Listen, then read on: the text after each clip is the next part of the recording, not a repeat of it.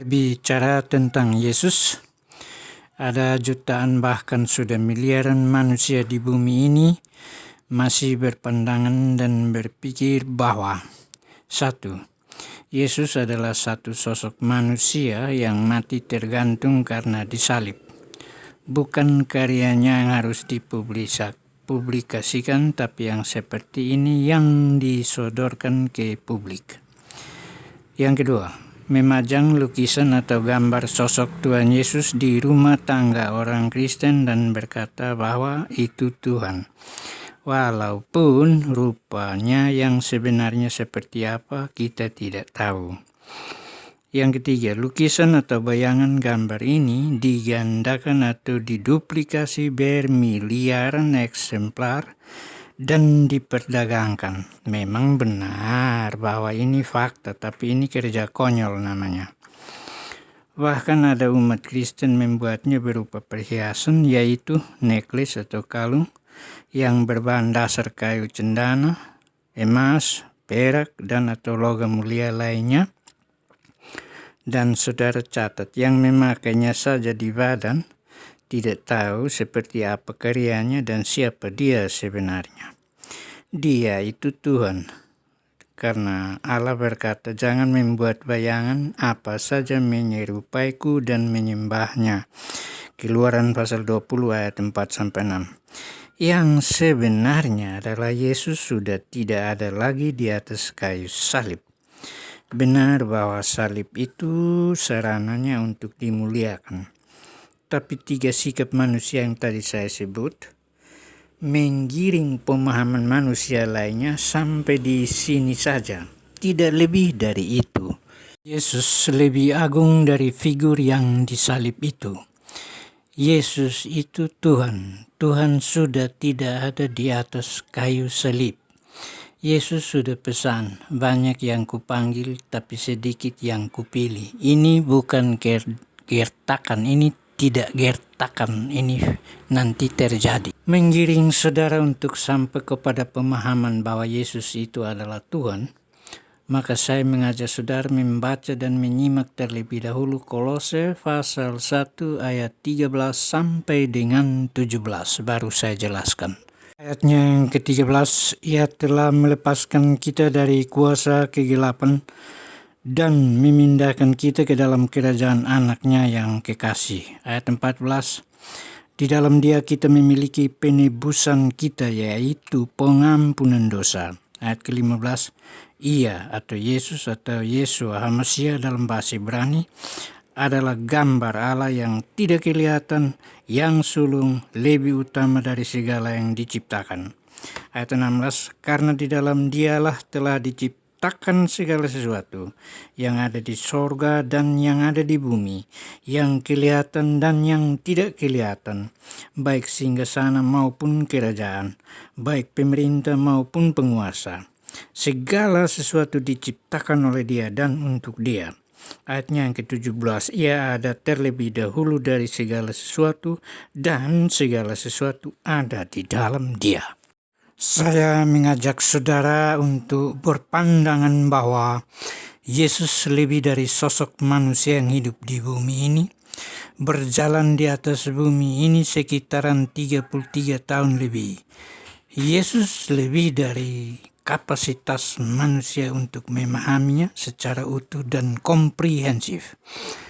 Ia lebih besar dari yang kita tahu. Dia tidak punya awal dan dia atau Yesus tidak punya akhir. Jangan saudara berpikir tentang satu sosok manusia yang mati dipaku di atas kayu salib. Itu hanya sarana atau itu hanya satu tindakan penghapusan dosa umat manusia. Apa terjadi demikian? Saya mengajak saudara perhatikan kitab Imamat mulai dari pasal 1 sampai dengan pasal 7. Ada 5 macam korban yang ditulis oleh Musa di kitab Imamat itu, yaitu 1. Korban bakaran. 2. Korban sajian ditulis dan diuraikan sebanyak 2 kali. 3. Korban penghapus dosa ditulis dan diuraikan sebanyak 2 kali. Yang keempat, korban penebus salah. Yang kelima, korban keselamatan.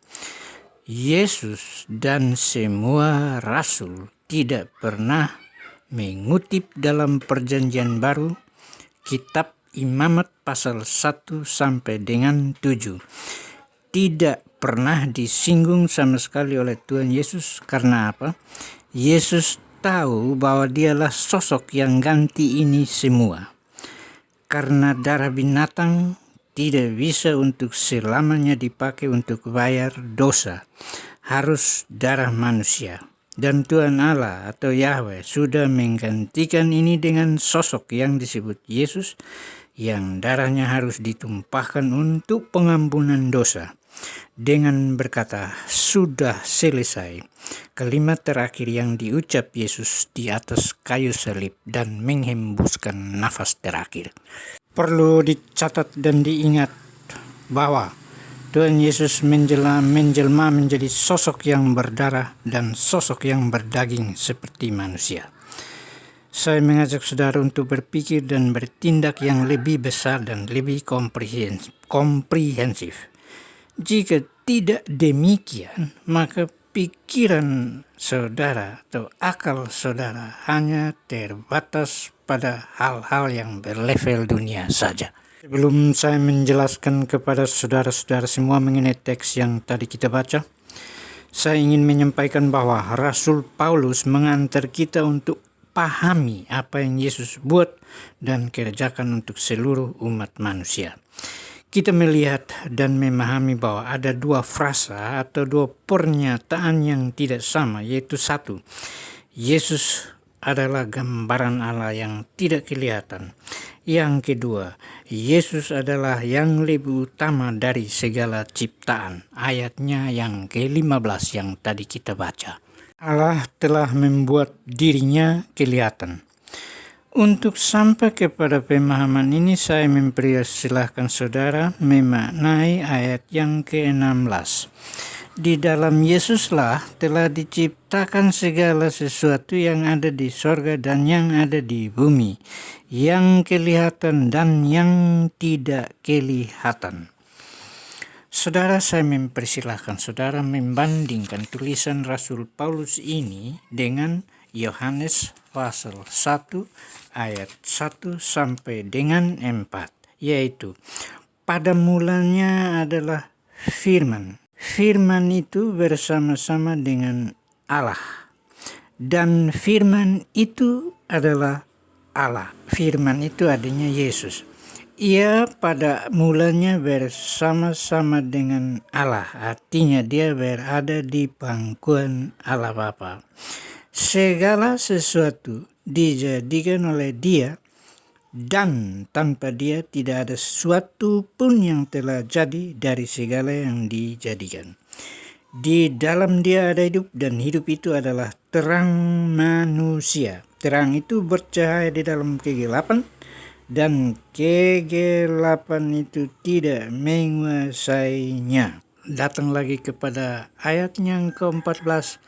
Firman itu telah menjadi manusia dan diam di antara kita, dan kita telah melihat kemuliaannya, yaitu kemuliaan yang diberikan kepadanya sebagai anak tunggal Bapa, penuh kasih karunia dan kebenaran. Yang ditulis oleh Paulus bahwa yang kelihatan dan yang tidak kelihatan, Tuhan Allah sudah buat ini semua untuk umat manusia yang hidup di planet bumi ini. Kata Yesus, barang siapa telah melihat aku, ia telah melihat Bapa. Kata Tuhan Yesus kepada Thomas yang tanya, tunjukkan Bapa itu kepada kami, itu sudah cukup bagi kami. Yesus menunjukkan hati Allah yang sebenarnya. Kita mendapati kasih di dalam diri Yesus. Yesus adalah jiwa dan hati Bapaknya, Tuhan Allah atau Yahweh. Tetapi Yesus berkeinginan untuk peduli akan hidup saudara dan saya. Catat baik-baik. Sifat dan karakter Yesus persis seperti Sang Bapa. Supaya saudara sampai pada pemahaman ini, Silahkan menyimak baik-baik dialog antara Musa dengan Tuhan Allah atau Yahweh di puncak Gunung Sinai pada saat Musa bertemu di atasnya. Berjalanlah Tuhan atau Yahweh lewat depan Musa dan berseru, Tuhan, Tuhan atau Yahweh, Yahweh dalam bahasa Ibrani. Allah itu penyayang atau Tuhan penyayang. 2, Tuhan pengasih. Dan 3, Tuhan panjang sabar atau Allah panjang sabar. Dan yang keempat, Allah berlimpah kasihnya. Yang kelima, Allah berlimpah setianya. Tuhan Yesus setia sampai dengan kayu salib. Ini karakter atau sifat yang persis sama dengan yang dikehendaki Sang Bapa yang berbicara dengan Musa di atas puncak Gunung Sinai. Saudara silahkan membacanya, Keluaran pasal 34 ayat 5 sampai 6. Saya akan ulas ini di lain waktu karena ini juga menjadi poin yang sangat penting. Kita melihat kebenaran yang sebenarnya ada dalam diri Tuhan Yesus. Kita melihat kebenaran tentang bagaimana Tuhan Allah marah dan murka ada pada Yesus. Seperti Yesus mengusir penjual merpati dan penukar uang atau penjual hewan di halaman bait suci. Dan bahkan lebih daripada yang ditulis tentang Yesus dalam Injil itu tidak lengkap. Seperti yang dikatakan Yesus dalam Yohanes pasal 16 ayat 12 sampai 13 yang Yesus sendiri katakan, masih banyak hal yang harus kukatakan kepadamu, tetapi sekarang kamu belum dapat menanggungnya. Tetapi apabila Ia atau Roh yang datang, yaitu Roh kebenaran, Ia akan memimpin kamu ke dalam seluruh kebenaran. Sebab ada 2 alasan yang ditulis di situ. Ia tidak akan berkata-kata dari dirinya sendiri, tetapi segala sesuatu yang didengarnya itulah yang akan dikatakannya. Alasan kedua, dan Ia akan memberitahukan kepadamu hal-hal yang akan datang. Dalam zaman milenium ini ada fakta bahwa jika kita berbicara tentang Yesus, orang Kristen lebih fokus pada sosok yang disalib dan membuat jutaan bahkan miliaran material atau bayangan berupa salib dan menjadikannya sumber hidup.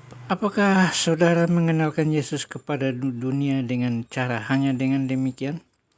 Ratusan atau ribuan tahun sebelum Yesus hadir di bumi, Yesaya sudah menulis bahwa Akulah Tuhan dan tidak ada yang lain. Kecuali Aku tidak ada Allah. Aku telah mempersenjatai engkau sekalipun engkau tidak mengenal Aku. Supaya orang tahu dari terbitnya matahari sampai terbenamnya bahwa tidak ada yang lain di luar Aku. Akulah Tuhan dan tidak ada yang lain. Saya pasal 45 ayat 5 sampai dengan 6. Saudara baca sendiri supaya paham dan connect dengan teks yang tadi kita baca itu. Paulus menegaskan dalam tulisannya bahwa Yesus adalah Tuhan yang kelihatan dan yang tidak kelihatan melalui ciptaannya. Kita dapat menyerap ciptaan Yesus atau Tuhan ketika berada pada suatu ketinggian dan melihat bagaimana alam ini disusun begitu indah. Ada sungai yang mengalir, ada padang savana yang menghijau, ada kicauan bermacam-macam unggas berupa burung, ada hamparan tanah sawah yang luas terbentang dan terlalu banyak yang kita tidak dapat atau tidak mampu urai satu persatu. Ini wujud dari segala sesuatu yang telah diciptakannya sesuai bacaan teks ayatnya yang ke-16. Kita simak ayat 17 dari teks Kolose pasal 1 yang berkata, Yesus ada terlebih dahulu dari segala sesuatu dan segala sesuatu ada di dalam Dia. Kita harus sambungkan premis ini dengan kata-kata Tuhan Yesus yang direkam dan dicatat oleh Rasul Yohanes yang berkata, Aku berkata kepadamu, sesungguhnya sebelum Abraham jadi atau Abraham hidup, aku telah ada. Lalu mereka atau orang-orang Yahudi mengambil batu untuk melempari dia, tetapi Yesus menghilang. Yohanes 8 ayat 58 dan 59. Dan jika kita connect ayat ini dengan tulisan Paulus di Kolose pasal 1 ayat 15, Yesus atau Yesu HaMasiah dalam bahasa Ibrani adalah gambar Allah yang tidak kelihatan, yang sulung, yang lebih utama dari segala yang diciptakan. Benar-benar sesuai fakta yang tumbuh dan berkembang sampai dengan zaman milenium ini, bahwa kodrat manusia lebih cenderung menyembah sesuatu yang kelihatan, yaitu berusaha sedemikian rupa untuk membuat lukisan sosok Tuhan Yesus dan diperdagangkan, dan membuat kalung tanda salib, membuat patung Yesus dan lain-lain sebagainya, supaya dapat dilihat dengan mata jasmani.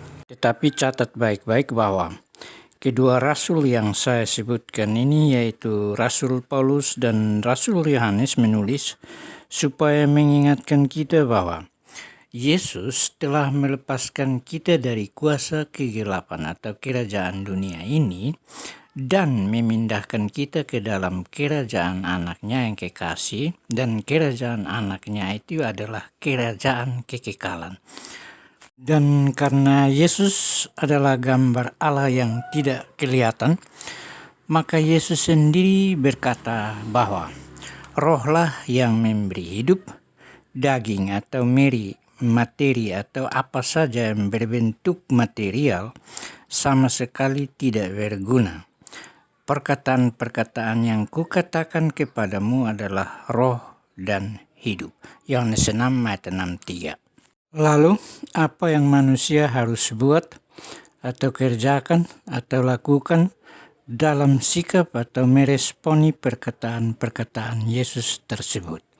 Sudah disarankan bahwa Allah itu roh, dan barang siapa atau manusia manapun, siapapun menyembah Allah harus menyembahnya dalam roh dan kebenaran. Yohanes 4 ayat 24. Mana yang disebut roh dan mana yang disebut kebenaran?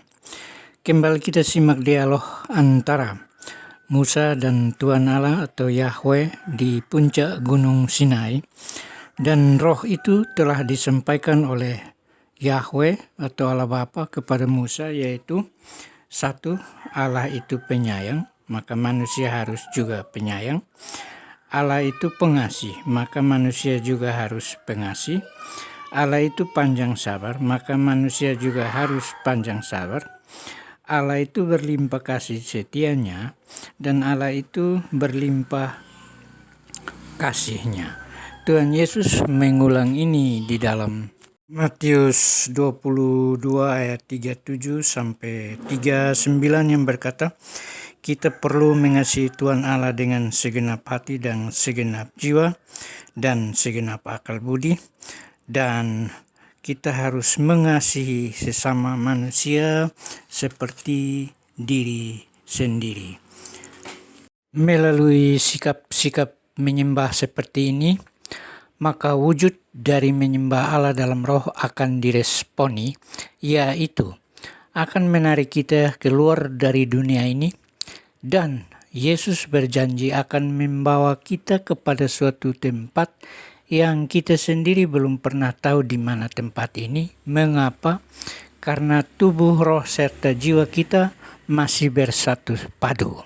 Waktu tubuh, roh, dan jiwa tiba saatnya harus berpisah, yaitu melalui kematian, maka akan dijemput menurut tempat yang Yesus sudah siapkan. Untuk saudara-saudara lebih paham lagi tentang ini, maka simaklah kalimat-kalimat Tuhan Yesus dalam Matius 25 ayat 14-30 atau Lukas 19 ayat 12-27, Dan untuk lebih memahami tentang bagaimana caranya supaya saudara dapat ditarik keluar dari dunia ini, maka ikutilah channel ini setiap hari Rabu, yaitu tentang harga yang saudara harus bayar untuk masuk dalam kekekalan. Amin.